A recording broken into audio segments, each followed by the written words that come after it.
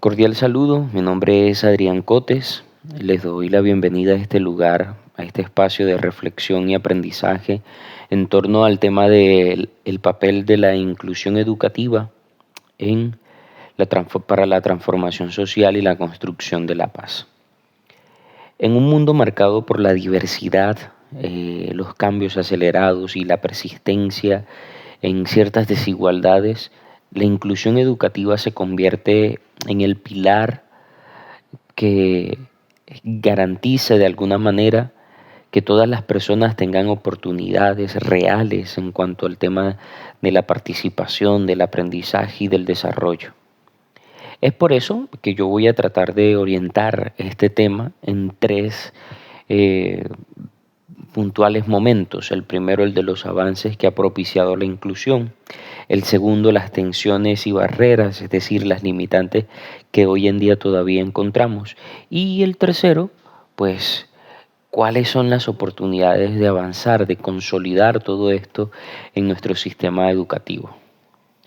Comencemos. Entonces, a nivel internacional, nacional y local, encontramos que se han alcanzado muchos avances que quizás un par de décadas atrás parecían imposibles. Hoy organismos como la ONU, la UNESCO, la OMS, reconocen explícitamente el tema de la educación inclusiva y de hecho lo relacionan o lo establecen en torno a los derechos humanos fundamentales. De esa misma manera podríamos argumentar documentos como los derechos universales, la Declaración Universal de los Derechos Humanos, la Convención sobre los Derechos de las Personas con Discapacidad, obligan a los estados a garantizar precisamente el acceso equitativo para todas las personas.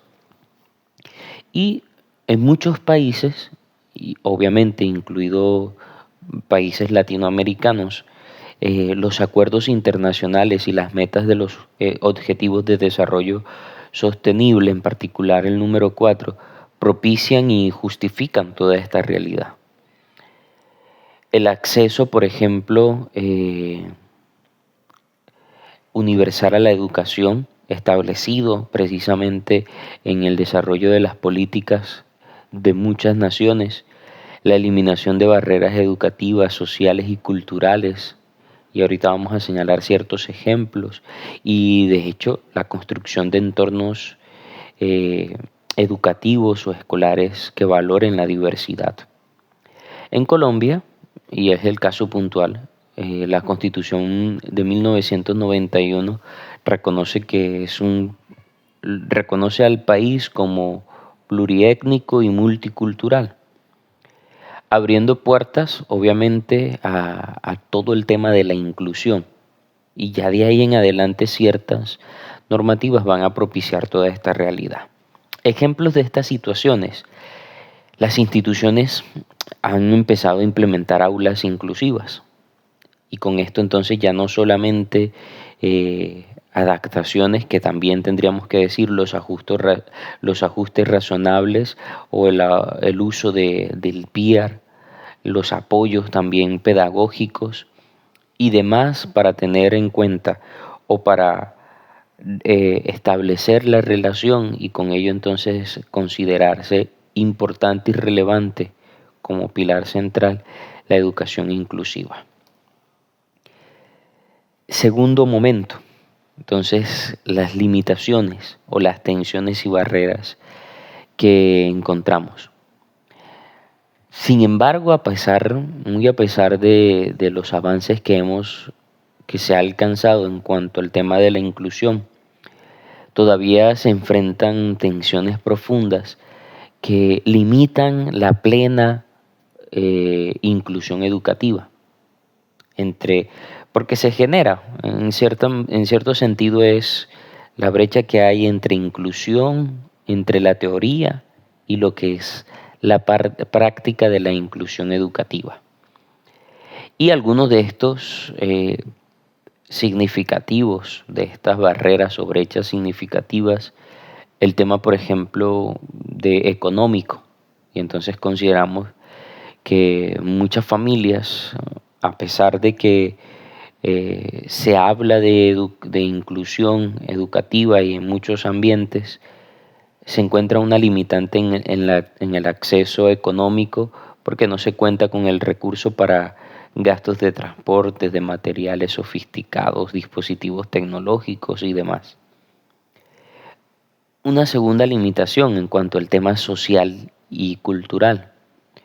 Aún persisten en el colectivo de los estudiantes prejuicios con el tema de la discapacidad o las dificultades de aprendizaje. Y de hecho, encontramos ciertas expresiones que manifiestan esta limitación todavía. Ese niño no puede, y entonces simplemente obsérvalo, míralo como es. Ese estudiante no está preparada para eso. Aquí no tenemos esas herramientas y cosas por el estilo que de alguna manera generan esa discriminación y generan también esa brecha entre la teoría y la práctica en la inclusión.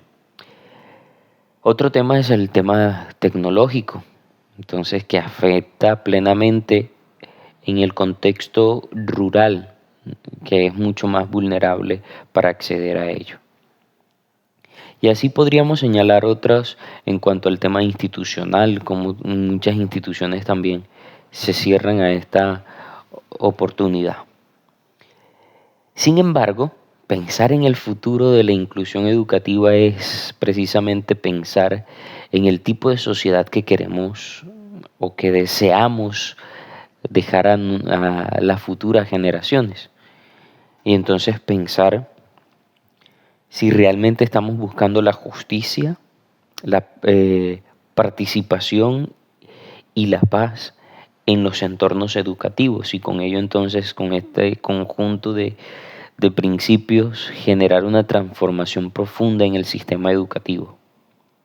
La inclusión, y entonces aquí debo afirmarlo, la inclusión educativa no es solo integrar estudiantes, es decir, mezclarlos con los demás, sino transformar estructuras para que nadie quede por fuera. Y entonces no es tener en el aula variedad de estudiantes con TDAH,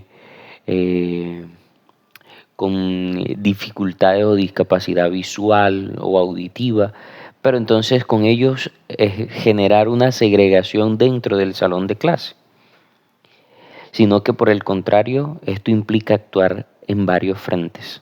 Y entonces hablar de, por ejemplo, un currículo flexible y dinámico, entonces currículos que deben reconocer la diversidad como riqueza y permitir precisamente las diferentes formas de aprender, de evaluar, de participar.